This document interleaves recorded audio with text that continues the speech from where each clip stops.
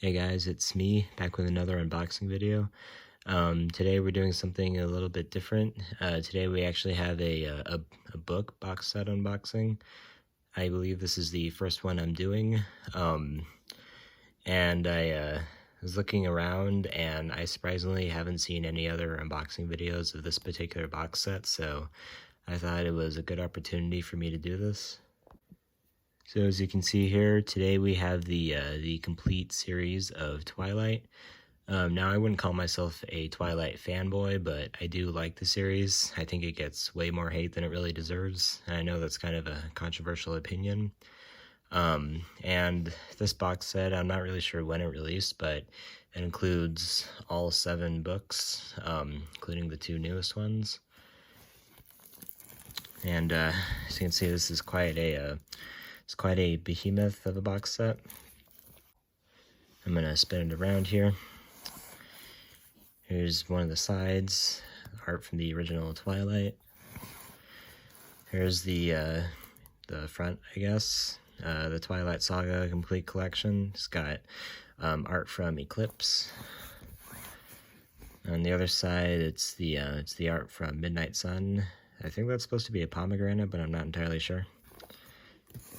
And on the top it says the Twilight Saga complete collection, and the bottom is just junk.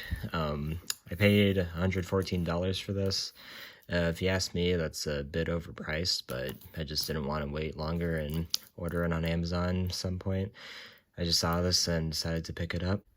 Okay, so I just checked the bottom. This was actually released this year, earlier. And just to emphasize how big this probably weighs a good 10 pounds. Alright, and without further ado, let's get this out of the wrap. I'm excited to see what this will look like once I get it out.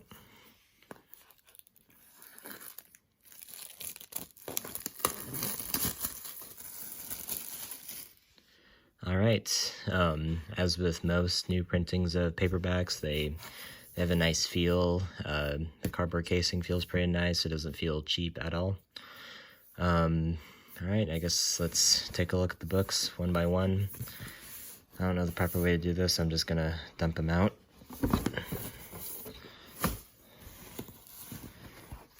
Alright. Here's the inside. It's just empty. Alright. So here's the first one, Twilight. But these are all by Stephanie Meyer. Yeah, and the interesting thing about this artwork is that it takes the original artwork and it actually zooms in and crops out. So interesting. Here's the second one, New Moon. I am actually currently reading this, and the sharp-eyed among you might have noticed that this is actually a smaller printing. I don't know if that was just to conserve space, but if you compare it to this copy right here, this is an earlier printing. It's definitely a larger printing. They're about the same height, and they both have slightly different artwork, but the original one is quite a bit thicker. Also, it seems like for all of these, the artwork's been zoomed in, the title has been blown up, and all the fronts, I believe, are embossed, the title and then the author name. Right, and here's the next one, Eclipse. I've heard some mixed things about this book. I know some people like it, some people don't like it. Among the Twilight movies, I believe, next to the first one, this is actually the highest rated.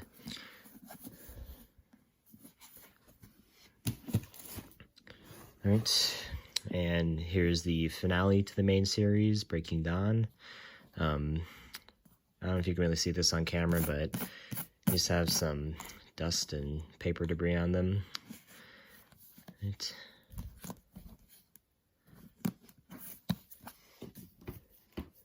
And these all feel straight brand new. No bends or cracks. Here is Twilight, Life and Death.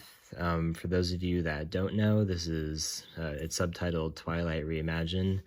That's because for the 10th year anniversary, Stephanie Meyer wanted to do something special for the fans. So this is actually the original Twilight, but gender bent.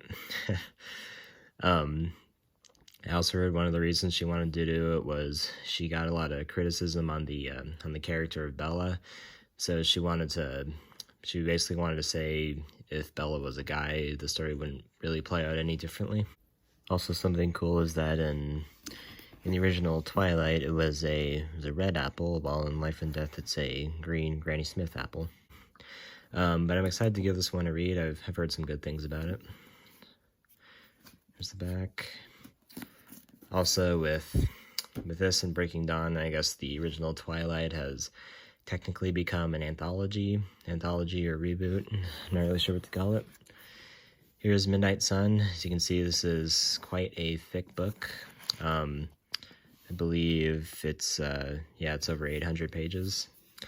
And for those of you who don't know, this is the original Twilight from Edward's perspective. She actually wanted to release this before Life and Death, but then E.L. James released Grey, which is 50 Shades from Christian's perspective. And I guess she didn't want to be accused of copying her or oversaturating the market. I don't know if I'm really gonna get to this one. I've heard it allows for a lot more like lore and exposition on the vampire side. Here's the back. And finally, we get to the only novella in the series, The Short Second Life of Bree Tanner. As you can see there, it says an Eclipse novella. There's the spine, here's the back. I wonder how long this is. Oh, there's actually not a page count in here. Weird. If I had to guess, I'd say this is around maybe a little over 200 pages. Might be a little long for a novella. Alright, time to put these all back in. Not sure what the exact best way to do this is. And I do believe for all of these books, they are slightly smaller than all the original printings. I pray that whenever I take one out, I'm not going to get any extra folds in the front of the books, and I'm gonna place The Short Second Life of Bree Tanner here because I believe story-wise that's where it goes. There we go. Alright, so that is the Twilight Saga Complete Collection box set. If you're a Twilight fan and you want to have all the books or just something extra, I would recommend picking this up. It's a little expensive. Locally, I could only find it for $114, although Amazon does have it for, I think it was $83 or $87, plus tax and shipping. Yeah, I'm super excited to have this. I think out of all of these, I'm most excited to read Life and Death. Really have a place to put this on my shelf, so I guess that's the end. Bye.